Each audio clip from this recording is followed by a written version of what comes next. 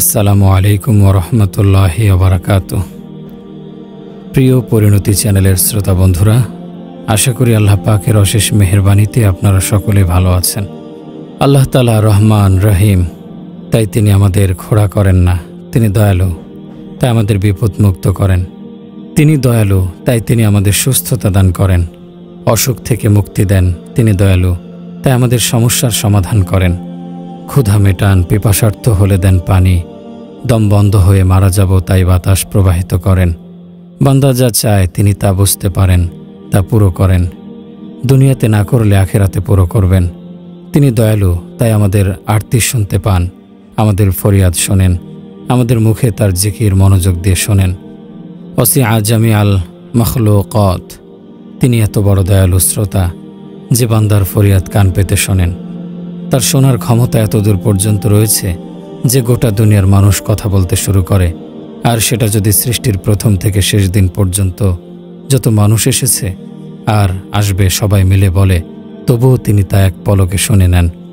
প্রত্যেকের আলাদা কথা, ভাবভঙ্গি, দাবি দেওয়া, চাওয়া পাওয়া সব তিনি শুনে নেন। হুবহু তা জীবিত হোক বা মৃত, যুবক হোক বা বৃদ্ধ, দানব হোক বা মানব, কীট হোক বা অতিকায় প্রাণী, আরবি হোক বা আজম, পশতুতে হোক বা হিন্দি, আরবিতে বলে বা বাংলায়, উর্দুতে বলে বা হিব্রু, ইংরেজিতে বলে বা ফ্রেঞ্চো, ডাচ ভাষায় বলে বা ল্যাটিন, সারা দুনিয়ার সব ভাষাভাষীর মানুষ বলুক বা বিচিত্র নিজের ভাষায়, জীব জানোয়ার, কীটপতঙ্গ, পোকামাকড় সবাই যদি একসাথে আল্লাহর কাছে চাইতে থাকে, আল্লাহ তা শুনে নেন। পলকে এক মুহূর্তে। আল্লাহ তাআলা কোরআনে বলেন, আল্লাহ তাআলা এমন প্রতিপালক ও শ্রোতা যে যে কোনোভাবে, যে কোনো ভাষায় যে কেউ যা কিছু বলে তা পলকে শুনে ফেলেন। শোনাতে কোনো ভুল হয় না, আর প্রত্যেকের কথা শোনেন, কমাদাড়ি সহ। আর তোমাদের চাওয়া পাওয়া করে দেখাতে আমার কোনো অভাব পড়ে না। কোনো মানুষের কাছ থেকে যান বাঁচাতে চাও তো তার কাছে ধার চাও, সে আমার বাড়ির রাস্তা ছেড়ে দেবে। কিন্তু মহান রব্বুল আলামিনের সাথে সম্পর্ক গভীর করতে চাও তো তার কাছে তোমার যাবতীয় প্রয়োজন চাইতে থাকো, তিনি তোমার বন্ধু হয়ে যাবেন। তার রহমত টুকরো টুকরো হয়ে চলে আসবে তোমার কাছে। তার কাছে চাইলে তিনি খুশি হন, না চাইলে নারাজ হন। তিনি এমন দাতা যে জান্নাতে সবাইকে জড়ো করবেন। সৃষ্টির শুরু থেকে শেষ দিন পর্যন্ত যত লোক বেহেশতি হয়েছে তাদের সবাইকে ডাকবেন, বলবেন, আমার বান্দা, আজ তুমি চাবে, আমি দেব। আজ চাও। আজ তোমাদের পূর্ণ কর্মের প্রতিদান হিসেবে দেব না, দেব আমার রহমত থেকে, কাজেই চাও। বান্দা বলবে, হে আল্লাহ, আমি আর কি চাবো, তুমি তো সব কিছু দিয়েছ। না বান্দা, তবুও চাও। আচ্ছা হে পরম প্রভু, তুমি আমাদের উপর রাজি হয়ে যাও। তখন বান্দা বলে, আল্লাহ পাক বলেন, বিইবাদি কদ রাদিতুম বিদুনি মা ইয়াশাউ লাকুম, আরে রাজি হয়ে গেছি বলেই তো এখানে বসিয়েছি। আজ এখন চাও, কি চাবার আছে? চাইতে চাইতে ক্লান্ত হয়ে যাবে বান্দা। তখন আল্লাহ তাআলা বলবেন, সামান্য চেয়েছ, আরও চাও। আবার চাইতে শুরু করবে, ক্লান্ত হয়ে পড়বে তারা। আল্লাহ তাআলা বলবেন, সামান্য চেয়েছ, আরও চাও। আর কি চাওয়ার আছে? এখন পর্যন্ত তো তোমরা তোমাদের মন মতো চেয়েছ, এবার আমার মর্যাদা মতো চাও। এবার বান্দারা চিন্তান্বিত হয়ে পড়বে, কি চাওয়া যায়? চাওয়ার তো আর কিছু দেখছি না। আজ তাদের বুদ্ধি কিন্তু পার্থিব নয়, বেহেশতি বুদ্ধি, বেহেশতি মস্তিষ্ক, বেহেশতি মেধা, বেহেশতি চিন্তা ক্ষমতা। তবু তারা খুঁজে পাচ্ছে না তাদের চাওয়ার কি বাকি থাকতে পারে। আবার আল্লাহ তাআলা বলেন, বান্দা আরও চাইতে থাকো।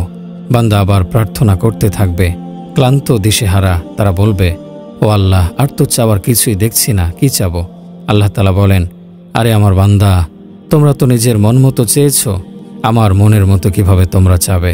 তোমাদের যোগ্যতা মতো যা চেয়েছ তাও দিলাম, আর আমার শান অনুযায়ী যা তোমরা চাইতে পারো নাই তাও দিলাম। দাতা তো এমনই হওয়া উচিত। এখন বলেন ভাই, এমন দাতা প্রতিপালকের প্রতি মন প্রাণ না সঁপে দেয়া কত বড় অন্যায়। এই অন্তরে আল্লাহ ছাড়া আর কারো প্রভাব না থাকা, স্রেফ আল্লাহ, একমাত্র আল্লাহরই জায়গায় অন্তরে থাকবে। আর আল্লাহ তাআলা তার বান্দার কাছে চান ভালোবাসা। যেমন স্ত্রী চায় স্বামীর অন্তরে একমাত্র তার ভালোবাসা বিরাজ করুক, তারপর সে তাকে শুকনো রুটি দিক খেতে আর পরতে দিক মোটা কাপড়, কোনো আপত্তি নেই। তেমনি আল্লাহ তাআলাও চান বান্দার অন্তর জুড়ে সবসময় তার ভালোবাসা তার স্মরণে ভরে থাকুক। আর যদি স্বামী অন্যের হয়ে যায়, তারপর যতই সোনাদানা আর ধন সম্পদ স্ত্রীর পায়ের তলায় ফেলে দেয়, তাতে সে সুখী হয় না। তেমনি আল্লাহ রব্বুল আলামিনও বান্দার অন্তরে দৃষ্টি রাখেন, দেখেন সেখানে তিনি আছেন না অন্য কোনো সৃষ্টি বস্তুর ভালোবাসা রয়েছে। আমরা কি জানি কেন ইয়াকুব আলাইহিসসালামের কাছ থেকে তার নয়নের মণি, আদরের দুলাল নবী সন্তান ইউসুফ আলাইহিসসালামকে কেড়ে নিয়েছিলেন, বিচ্ছিন্ন করে দিয়েছিলেন? 40 বছর ধরে পিতা পুত্র আলাদা ছিলেন। কেন? মিশর থেকে শাম দেশ, বর্তমানে সিরিয়া, মাত্র 1 মাসের পথ, অথচ কেউ কারো দেখা পাচ্ছে না, জানতে পারছে না কে কোথায়, কত দূর, কেমন আছে। ইউসুফ আলাইহিসসালামের অনুমতি নেই যে পিতাকে জানায় আমি কাছে আছি, পাশে আছি, ভালো আছি, কেঁদো না। ওদিকে চোখের পানি ফেলতে ফেলতে ইয়াকুব আলাইহিসসালামের চোখ অন্ধ হয়ে গিয়েছে। অবিয়াদ্দত আইনাহু মিনাল হুজনি ফাহুয়া কাজিম। তারপর যখন দেখা হলো, ইয়াকুব আলাইহিসসালাম আবার চোখের দৃষ্টি ফিরে পেলেন, বাপ বেটার মিলন হলো, এক হলো পিতা পুত্র। তখন আল্লাহ তাআলা ইয়াকুব আলাইহিসসালামকে বললেন, তুমি কি জানো কেন তোমাকে তোমার সন্তান থেকে আলাদা করে দিয়েছিলাম? কারণ একদিন তুমি নামাজ পড়ছিলে, পড়তে পড়তে আচমকায় তোমার কানে ভেসে এলো ইউসুফের কান্নার শব্দ। তোমার দৃষ্টি পিছনে চলে গেল ইউসুফ আলাইহিসসালামের দিকে। আমি তীব্র অভিমানে সিদ্ধান্ত নিলাম আলাদা করব তোমাকে ইউসুফের কাছ থেকে। আমার সামনে দাঁড়িয়ে আমার সৃষ্ট ইউসুফের দিকে আমার নবীর দৃষ্টি, নবী হয়ে স্রষ্টাকে অবহেলা করে সৃষ্টির দিকে নজর। আল্লাহ তার সাথে কারো অংশীদারি পছন্দ করেন না। আল্লাহ তাআলা মহান বিশ্বপ্রভু, তার ভালোবাসায় কারো অংশী পছন্দ করেন না। ইব্রাহিম আলাইহিসসালামের মতো খলিল যখন তার নবী পুত্র ইসমাইলের দিকে বারবার মমতার দৃষ্টি ফেলছেন জবাইয়ের একটু আগে, আর এটা স্বাভাবিক, পিতা তার পুত্রকে এমন কঠিন সময়ে দেখবে, তা জেনে হোক বা অজান্তেই। তো ঠিক তখনই অদৃশ্য থেকে রব্বুল আলামিন ঘোষণা করলেন, ইব্রাহিম ছুরি চালাও, ছুরি চালাও। 70 বার ছুরি চালালেন ইব্রাহিম আলাইহিসসালাম। প্রথমবারেই দুম্বা রাখতে পারতেন আল্লাহ তাআলা, কিন্তু বারবার তাকে দিয়ে ছুরি চালালেন। ছুরি চালাতে চালাতে অন্তর থেকে সব আপত্ত স্নেহের উদ্দীপনা নিংড়ে বের করে নিলেন। প্রতিবার ছুরি চালাচ্ছেন ছেলের গলায়, আপন ছেলে, নবী, বুক ভরা ভালোবাসা তিল তিল করে বলি দিচ্ছেন। উজাড় করা পুত্র প্রেম মুখ থুবড়ে পড়ছে। আসমান জমিন নিথর, রুদ্ধশ্বাস, আসমানের বাসিন্দাদের মাঝে কান্নার রোল। 70 বার ছুরি চালালেন, তখন পুত্রের জন্য আর কিছুই রইল না নবী ইব্রাহিম আলাইহিসসালামের মনের কোণে। বাকি থাকলো আল্লাহকে রাজি খুশি করার নিশ্ছিদ্র আর নির্ভেজাল উদ্দীপনা, উদ্যম, প্রেম। রাসূল সাল্লাল্লাহু আলাইহি ওয়াসাল্লামের উম্মতের কাছে এটাই আল্লাহর চাওয়া, সব কিছু ছেড়ে আমার সাথে সম্পর্ক করো। প্রেমের, ভালোবাসার আর আনুগত্যের মহান সম্পর্ক। আমার জন্যে আত্মবলিদান দাও, আমি ছাড়া সব কিছুকে বের করে দাও অন্তর থেকে। আমি আল্লাহ তোমাদের জন্য সবচেয়ে ভালো। এজন্যই বান্দা নামাজে দাঁড়ায়, মগ্ন হয় আল্লাহর দিকে, পুরোপুরি মনোযোগ দেয় সর্বশক্তিমানের দিকে। তারপর কখন জানি আচমকায় কিসের চিন্তা, কি এক ভাবনা তাকে উদাসীন করে দেয়, অন্যমনস্ক হয় আল্লাহ থেকে। তখন আল্লাহ রাব্বুল আলামিন আসমান থেকে আওয়াজ দেন, ইয়া ইবনা আদমা ইলা মান তালতাফতা ইলা মান হুয়া খায়রুম মিন্নি। হে বনি আদম, তুমি আমার দিক থেকে মুখ ফেরালে কেন? তুমি কি আমার চেয়ে উত্তম কিছু পেয়েছ? কার ভাবনা পেয়ে বসলো তোমাকে যে তুমি আমার মতো দয়ালুকে ভুলে গেলে? বান্দা, বিশ্বাস করো, আমার চেয়ে বেশি সুন্দর, বেশি উত্তম আর কিছু নেই। তুমি কার দিকে মুখ ফেরালে? বান্দা, তুমি আমাকে ছেড়ে কাকে দেখছ? আল্লাহু আকবার, আল্লাহু আকবার। বলুন, স্বয়ং আল্লাহ স্রষ্টা নিজে তার বান্দার সাথে এমন অনুরোধ উপরোধ করছেন। আমাদের কাছে তার কি ঠেকা, কি প্রয়োজন তার আমাদের কাছে, কি মূল্য আছে তার কাছে আমাদের? তবু আল্লাহ রব্বুল আলামিন বান্দাকে ডাকতে থাকেন। আল্লাহু আকবার। আশ্চর্য, তিনি মালিক হয়ে বান্দাকে ডাকতে থাকেন। সে আল্লাহ যার এত বড় মাহাত্ম্য ও পরাক্রম যে তিনি যখন জিবরাইল আমিনের মতো এত বড় ফেরেশতা, যার মাথা সিদরাতুল মুনতাহা আর পা তাহতাস সারা আর দেহ গোটা দুনিয়া জুড়ে, কে ডাকেন হে জিবরাইল। সাথে সাথে আসমানের উপর থেকে 7 জমিনের নিচ পর্যন্ত দীর্ঘ ও 600 পাখা বিশিষ্ট সুবিশাল জিবরাইল আলাইহিস সালাম, যার পায়ের আঙুল থেকে মাথার চুল পর্যন্ত পৌঁছাতে 14,500 বছরের পথ পেরোতে হয়। তিনি ভয়ে প্রকম্পিত হয়ে একটা পাখির মতো কাঁপতে থাকেন, যার সামনে আসমান ঝুঁকে আছে, নক্ষত্র ঝুঁকে আছে, পাথর রয়েছে সিজদায়, পাহাড়গুলো তার সামনে ঝুঁকে রয়েছে। সিজদায় আছে সমুদ্র, সাগর, নদ নদী, খালবিল, মহাসমুদ্র, গাছপালা, এক একটা পাতা সিজদা করছে। যিনি রহিম, ওয়াহাব, রাজ্জাক, মালিক আল মুলক, রাহিম আল মাসাকিন, জুল জালালি ওয়াল ইকরাম, আরহামার রাহিমিন, মাতিন, আউয়ালুল আউয়ালিন, আখিরুল আখিরিন, আত-তাওয়াব, জুল কুওয়াতিল মাতিন, আল বার, ওয়ালি। এত বড় গুণাবলীর আল্লাহ তাআলা, যিনি কোনো কিছুর সাহায্য ছাড়া গোটা বিশ্বজগৎকে একা একাই সৃষ্টি করেছেন, এমন পবিত্র মহামহিমান্বিত আল্লাহ তাআলা পায়খানা, পেশাব আর নাপাকি ভরা মানুষকে ডাকতে থাকেন, আরে বান্দা, আমি তোমার দিকে চেয়ে আছি আর তুমি কার দিকে? আরে আমি তোমার দিকে চেয়ে রয়েছি, তুমি কাকে দেখছো? তারপরও যদি বান্দা তার দিকে ফিরে না তাকায়, তখন আল্লাহ তাআলা ডেকে বলেন, আমার বান্দা, তুমি কাকে দেখছো? আমার সৃষ্টিকে? না না, তুমি আমার দিকে দেখো। এবারও যদি বান্দা তার দিকে রুজু না হয়, তখন আল্লাহ তাআলা আবার বলেন, ও আমার বান্দা, তুমি কার দিকে মনোযোগ দিয়েছ? আমার সৃষ্টি? না না, তুমি আমার দিকে ফিরে দেখো। এখনও যদি বান্দা আল্লাহ রব্বুল আলমিনের দিকে মন না দেয়, তখন আল্লাহ রব্বুল আলমিন বলেন, কি আশ্চর্য, আমার এই বান্দার দেখছি আমাকে কোনো দরকার নেই।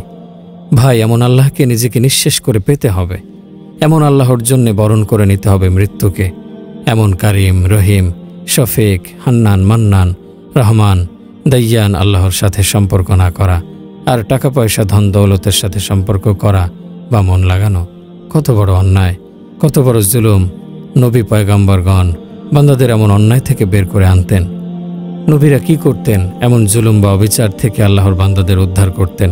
তারা বলতেন, ভাই তুমি মালিককে চিনে নাও, তোমার স্রষ্টাকে চিনে নাও, ভাই তার সাথে সম্পর্ক করো যিনি তোমাকে পয়দা করেছেন।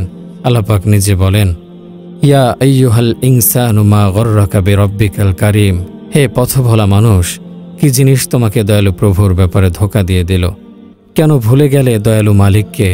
মালিক দয়ালু, তিনি আল্লাহ। আল্লাহ পাকের অনেক বড় বড় গুণবাচক নাম আছে, কিন্তু আল্লাহ তাআলা যখন কোরআনকে শুরু করলেন, তো সবার পয়লা নিজের রুবুবিয়্যতের সাথে বান্দার পরিচয় করিয়েছেন। আলহামদুলিল্লাহি রাব্বিল আলামিন, সব প্রশংসা আল্লাহ তাআলার। আল্লাহ কে?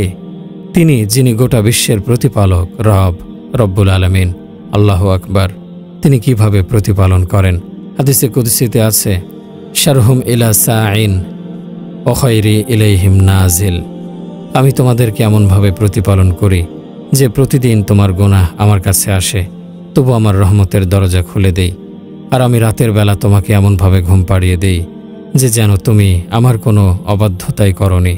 নবী কি করেন? নবী আমাদের বলেন, আল্লাহর থেকে সব কিছু হয়, আল্লাহই বাঁচানো, মারেন, তিনি ইজ্জত দেন, তিনি অপমান করেন।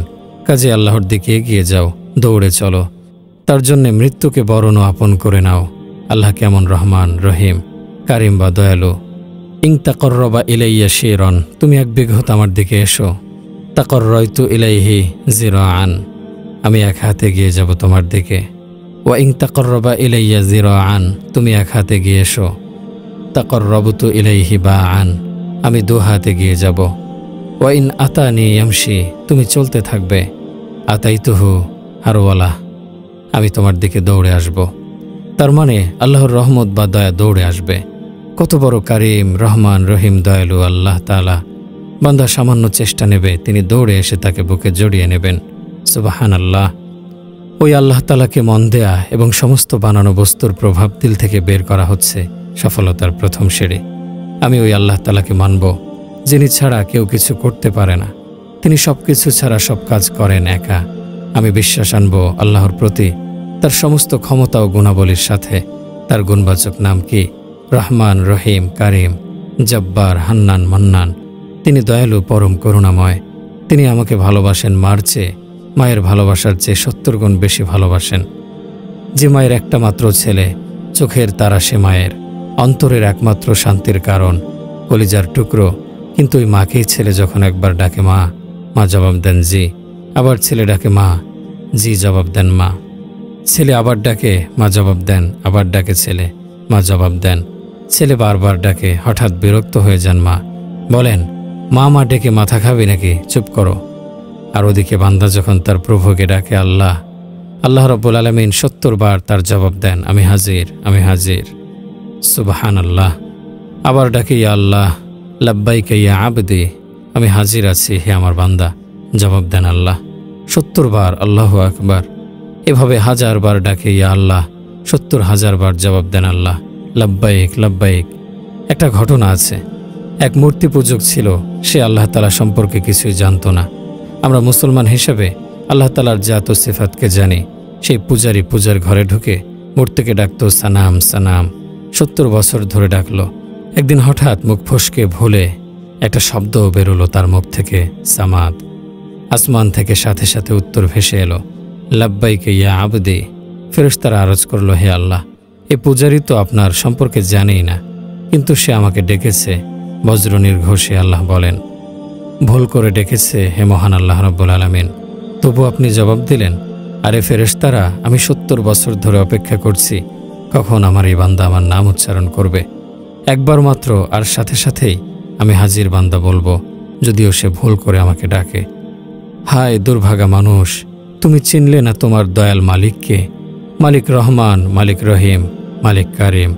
তিনি চান তার বান্দার অন্তর আর কারো দিকে না যায়, আর কারো দিকে না ঝুঁকে পড়ে। আমার এত আদরের বান্দা, সে যেন আমার এই সৃষ্টি অন্য কোনো জিনিসকে মন না দিয়ে বসে। আর আমরা, আমার প্রিয় ভাই ও বোনেরা, আমরা আজ কোথায়? আল্লাহ তাআলা জাল্লা জালালুহু আম্মা নাওয়ালুহু থেকে অনেক দূরে। তার জাত ও সিফাতের পরিচয় আমাদের মাঝে নেই। সবচেয়ে আগে আল্লাহ তাআলার প্রতিটি সিফাত বা গুণের সাথে পরিচিত হওয়া উচিত। আমানতু বিল্লাহি কামা হুয়া বিআসমাইহি ওয়া সিফাতিহি। আমি ঈমান আনলাম আল্লাহ তাআলার প্রতি ও তার গুণাবলীর ওপর। আমাদের চিন্তা করতে হবে তার নাম ও গুণাবলীর ওপর। রাসূল মকবুল সাল্লাল্লাহু আলাইহি ওয়াসাল্লাম বলেন, 1 ঘন্টার ধ্যান ও চিন্তা 1 বছরের ইবাদতের চেয়ে উত্তম। কালামে পাকে আল্লাহ তাআলা অনেক জায়গায় তাফাক্কুর, ধ্যান, চিন্তা, তাদাব্বুর, অনুধাবন, উপলব্ধি, নাজার, পর্যবেক্ষণ ও এতেবার, অনুধাবনের মাঝ দিয়ে উপদেশ নিতে হুকুম করেছেন। হযরত ইবনে আব্বাস রাদিয়াল্লাহু তাআলা আনহু বলেন, একবার কজন সাহাবা রাদিয়াল্লাহু তাআলা আনহুম আজমাইন কোনো জায়গায় বসে আল্লাহ তাআলার সত্তা ও অস্তিত্ব সম্পর্কে চিন্তা করছিলেন। এমন সময় নবী করিম সাল্লাল্লাহু আলাইহি সাল্লাম সেখানে এলেন। তিনি সাহাবী রাদিয়াল্লাহু আনহুম আজমাইনদের চিন্তা ভাবনার বিষয় জানতে পারলেন। বললেন, তোমরা আল্লাহ তাআলার সৃষ্টি নৈপুণ্য নিয়ে চিন্তা আর গবেষণা করো, তার অস্তিত্ব নিয়ে ভেবো না, কারণ তার বিষয়ে চিন্তা করলে কোনো সার উদ্ধার করার ক্ষমতা তোমাদের নেই, তার মর্যাদা উপলব্ধি করতে তোমরা পারবে না।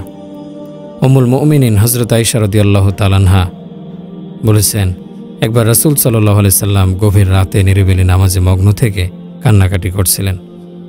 আমি আরজ করলাম, ইয়া রাসূলুল্লাহ, আল্লাহ তাআলা তো আপনার সব রকম গুনাহ মাফ করে দিয়েছেন, তারপরও আপনি কেন এমন কাতর হয়ে কান্নাকাটি করছেন? রাসূল সাল্লাল্লাহু আলাইহি ওয়াসাল্লাম বললেন, দেখো আয়েশা, না খেতে আমি কেমন করে থাকতে পারি যখন তিনি আমার উপরে আয়াত নাজিল করেছেন, ইন্না ফি খালকিস সামাওয়াতি ওয়াল আরদি ওয়াখতিলাফিল লাইলি ওয়ান নাহারি লাআয়াতিল লিউলিল আলবাব। নিশ্চয়ই আসমানগুলো আর জমিনের সৃষ্টির মাঝে আর দিন রাত বদলে যাওয়ার মধ্যে বুদ্ধিমান ও চিন্তাশীল লোকের জন্য নিদর্শন জড়িয়ে রয়েছে। তারপর তিনি আরও বললেন, যে মানুষ এই আয়াত পড়ে জিনিসগুলোর উপর চিন্তা ভাবনা না করে তার জন্য দুঃখ। হযরত ঈসা আলাইহিস সালামকে লোকেরা জিজ্ঞেস করেছিল, হে রুহুল্লাহ, এই জমিনে আপনার মতো আর কেউ আছে কি? উত্তরে তিনি বললেন, আছে, সে যার মুখের কথা শুধু আল্লাহ তাআলার স্মরণের জন্য বলা হয়, আর তার চুপ থাকা আল্লাহ তাআলার মহিমা ভাবার জন্য হয়, আর তার দেখা শুধু জিনিস থেকে উপদেশ নেয়ার জন্য হয়ে থাকে, সে আমার বরাবর। রাসূল সাল্লাল্লাহু আলাইহি ওয়াসাল্লাম বলেন, তোমরা ইবাদতে নিজেদের চোখকে শরীক করাও। সাহাবা রাদিয়াল্লাহু তাআলা আনহুম আজমাইন জিজ্ঞেস করলেন, হে আল্লাহর রাসূল, চোখকে আবার কেমন করে ইবাদতে শরীক করাবো? তিনি বললেন, কোরআন শরীফ চোখের সামনে রেখে দেখে দেখে তেলাওয়াত করো। আল্লাহ তাআলার বাণীগুলোর অর্থ ও মর্ম সম্পর্কে গভীরভাবে চিন্তা করো, আর যেসব বিচিত্র ভাষা ও ঘটনার কথা রয়েছে তা থেকে উপদেশ নাও। হযরত দাউদ তাই একদিন রাতে নিজ ঘরের ছাদে উঠলেন। আকাশ লোকের বিচিত্র কারুকাজের আর সৃষ্টি নৈপুণ্য নিয়ে ধ্যানে মগ্ন হলেন। একসময় ব্যাকুল চিত্তে কান্নাকাটি করছিলেন। কাঁদতে কাঁদতে জ্ঞান হারিয়ে পড়শির বাড়িতে পড়ে গেলেন। প্রতিবেশীর ঘুম ভেঙে গেল। তারা ভাবল চোর পড়েছে। বাড়িওয়ালা তাড়াতাড়ি তলোয়ার হাতে সেখানে এসে পড়লেন। দাউদ তাই রহমতুল্লাহি আলাইকে দেখে তিনি অবাক। সসম্পর্কে জিজ্ঞেস করলেন, কে আপনাকে এখানে ফেলে দিল? তিনি শুধু বললেন, জানি না। জগতের প্রভু আল্লাহ তাআলা মানুষকে অজ্ঞানতা আর মূর্খতার অন্ধকারে ঢেকে সৃষ্টি করেছেন। হাদিস শরীফে আছে, মানুষ অজ্ঞানতা ও মূর্খতার আধারের মধ্যে সৃষ্ট হয়েছে। তারপর তাদের ওপর আল্লাহ তাআলা আলো ফেলেছেন। পথিক যেমন অন্ধকারে পড়ে গেলে আলো জেলে পথ দেখে নেয়, তেমনি অন্ধ মানুষের মাঝে আলো জ্বলে ওঠে যখন সে মহান আল্লাহ রাব্বুল আলামিনের সত্তা ও গুণাবলীর সম্পর্কে আলোচনা করে বা শোনে। বলা ও শোনার দ্বারা 3 ধরনের ফল পাওয়া যায়। 1. মারিফাত বা তত্ত্বজ্ঞান। 2. হালাত বা মনের পরিবর্তন। 3. আমল বা কর্ম। তত্ত্বজ্ঞানের আলোতে মনের পরিবর্তন হয়, তখন সে উদ্দীপ্ত হয় নেক কর্ম প্রচেষ্টায়। আল্লাহ তাআলা সম্পর্কে চিন্তাভাবনা করলে মানুষের বুদ্ধি ও চিন্তাশক্তি তত উঁচু পর্যায়ে পৌঁছতে পারে না। মানুষ আল্লাহ তাআলার অস্তিত্ব ও সত্তা সম্পর্কে চিন্তা করার কোনো পথই খুঁজে পায় না। এজন্যই হাদিসে পাকে এসেছে, নিশ্চয় তোমরা কখনো আল্লাহ তাআলার অপার মহিমা উপলব্ধি করতে পারবে না। আল্লাহ তাআলার প্রতাপ ও মহত্বের জ্যোতি সীমাহীনভাবে উজ্জ্বল ও প্রখর। এদিকে মানুষের জ্ঞান, চক্ষুর ধ্যান ও চিন্তার ক্ষমতা খুবই দুর্বল। কাজেই সেই তীব্র উজ্জ্বলতা ও প্রখর দীপ্ত মহিমা ও প্রতাপ সম্পর্কে চিন্তার ক্ষমতা মানুষের নেই, বরং তাতে জ্ঞান চক্ষু ঝলসে যায়, অন্ধ হয়ে যায়। সেজন্য আমাদের আলোচনা আল্লাহ তাআলার বিচিত্র সৃষ্টি নৈপুণ্য ও বিস্ময়কর শিল্প চাতুর্য নিয়ে। এর থেকে আমরা তার বড়ত্ব, মহত্ব ও শ্রেষ্ঠত্ব উপলব্ধি করতে পারব। বিশ্বজগতে যত বিস্ময়কর ও বিচিত্র সৃষ্ট পদার্থ রয়েছে, সবই তার সীমাহীন ক্ষমতা ও অপার শ্রেষ্ঠত্বের আলোকমালা থেকে ছিটকে পড়া একটা কণার মতো। সেজন্যই আল্লাহ তাআলা বলেন, কুল লাউ কানাল বাহরু মিদাদাল লিকালিমাতি রাব্বি লানাফিদাল বাহরু ক্বাবলা আন তানফাদা কালিমাতু রাব্বি ওয়ালাউ জি'না বিমিসলিহি মাদাদা।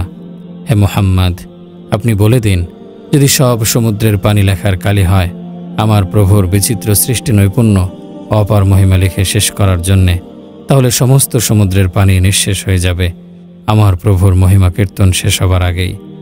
যদিও আমি আবার সব সমুদ্রের পানি কালি করে দেই, তবুও সব কালি ফুরিয়ে যাবে, কিন্তু আমার প্রভুর মহিমা বর্ণনা শেষ হবে না।